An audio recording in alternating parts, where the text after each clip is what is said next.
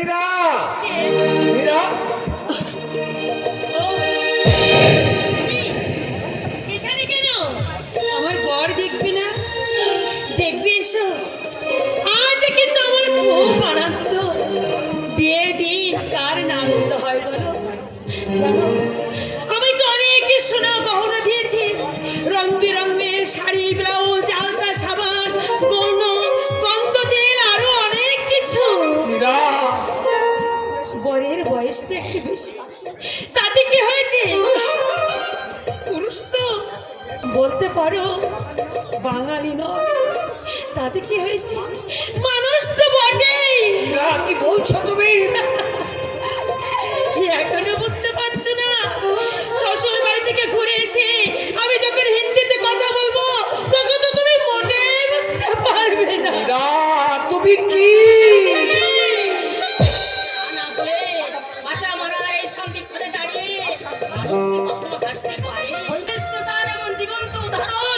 কেউ কি কখনো দেখেছো? একটু পরে এই মেয়েটি চিরদিনের জন্য বিদায় নেবে, তা দেখে বাঙালি যুবকদের মুখ কি উজ্জ্বল হবে? হবে না জানি, কিন্তু আমি কি করতে পারি বলো মা? আমায় বলতে হবে। সমাধান কি তোর হাতে নেই? কি বলতে চাইছো তুমি মা? বলতে হবে কেন? তোর প্রাণ নেই? মনটা কি তোর এখনো বিদ্রোহ করে উঠছে না? আপদে বিপদে যে সবসময় আমাদের পাশে থেকেছে, তার জীবন্ত হত্যার দৃশ্য দেখে তোর প্রাণটা কি একবারও কেঁদে উঠছে না? শুধু কাঁদছে না মা গো, শুধু কাঁদছে না, খাঁচায় আবদ্ধ বাঘের মতো লোহার গারদে ছটফট করছে। কিন্তু উপায় নেই মা, তীরে দাঁড়িয়ে একটা অসহায় প্রাণকে ডুবে যেতে দেখবো, কিন্তু উদ্ধার করতে পারবো না, কারণ আমি যে সাঁতার জানি না মা গো। মা, মীরার মনের কথা তুই কি জানিস নি?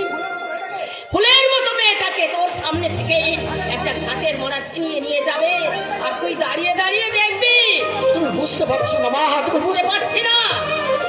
আপ দেখি একবার, আর যদি এই ঘাটের মোড়ার সঙ্গে মীরার বিয়ে হয়, কালই বিধবা হয়ে তোর সামনে এসে দাঁড়াবে, তা দেখে তোর বুঝি আনন্দ হবে। ভাবছো কেন মাসিমা? ভাবছির অনেক টাকা, বিধবা হলে আমার কোনো কষ্ট হবে না, কারণ টাকাই তো মানুষের সব। শুনছিস? শুনছি, কিন্তু এখনো কিন্তু নিজে তুই কত আদর্শের বাণী লিখেছিস, নিজের জীবনে জাতি গ্রহণ করতে পারিস না, দেশের সামনে দশের সামনে সেই আদর্শ তুলে ধরিস, তুই কোন স্পর্ধায়?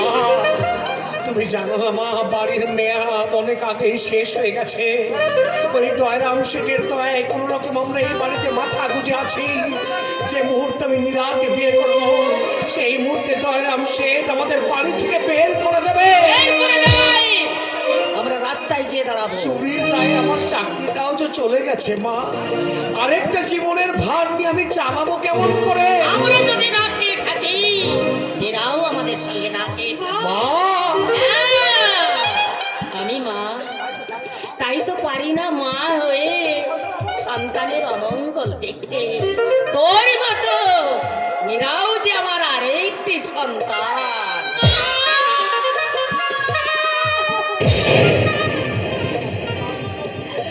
তুমি মানুষ নও মা, তুমি মানুষ নও, তুমি হচ্ছে স্বর্গের দেবী। আরে দুলন, খাড়া করুন রে, শাদি কখন হবে? শাদি এখনই হবে, তোমার সঙ্গে নয়, আমার ছেলে কৌশিকের সঙ্গে। মতলব তোমার মতো একটা ঘাটের মোড়া হাতে এই কচি মেয়েকে আমরা তুলে দেব না। দেখো, শাদি নষ্ট করবার চেষ্টা করলে তোমাদেরকে তো আমি ছাড়বো না। কি করবে? এই কথা নিকাল দেবো। জানি, হ্যাঁ জানি। মা, ঘরের প্রয়োজনীয় জিনিসপত্র সব বের করে ফেলো, আর আমার পাণ্ডুলিপিগুলো ওই কাঠের বাক্সের মধ্যে আছে, সেগুলো কারো হাত দিয়ে আমার কাছে পৌঁছে দাও। তুই আমার সঙ্গে চল মা, না, বেশি দেরি লাগবে না। ভাবিস নে মা, ভাবিস নে, যাদের কেউ নেই তাদের ভগবান আছে। কৌশিক, বিয়ে কিন্তু এই লগ্নেই হবে আমার সাথে। নীরা, নীরা ভাই, নীরা ভাই, নীরা ভাই, নীরা, নীরা ভাই, এই ये क्या देखेगा? নীরা,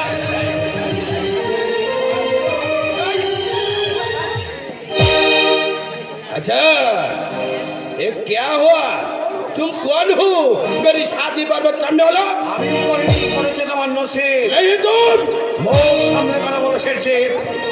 এতদিন তোমার অনেক অত্যাচার আমি নীরবে সহ্য করেছে, আর কিন্তু সহ্য করব না। बहुत बदल मालूम होता है বাহাদুর না হলেও তোমার মতো বদমাইশকে শাস্তি করবার ক্ষমতা আমার আছে। ससुर जी अरे ये बात नहीं सुनेगा अरे यहाँ तुम इधर में आइए বেরিয়ে যাও। नहीं जाऊंगा এই মুহূর্তে এখান থেকে বেরিয়ে যাও বলছে। नहीं जाऊंगा मेरी शादी करूंगा बचाऊं তোমার মতো একটা বুড়ো শয়তানের সঙ্গে নীরার শাদী হবে না। আমি বুড়ো আছে ससुर जी अरे ये बात नहीं सुनेगा कहा तो अरे इधर में आइए इधर में ये कौशिक बाबू के रुकिए कौशिक बाबू शादी करवार जন্য खड़ा खड़ा हो जाएगा अरे ससुर जी ये बात नहीं सुनेगा अरे क्या फरक नहीं जाऊंगा मेरी शादी करूंगा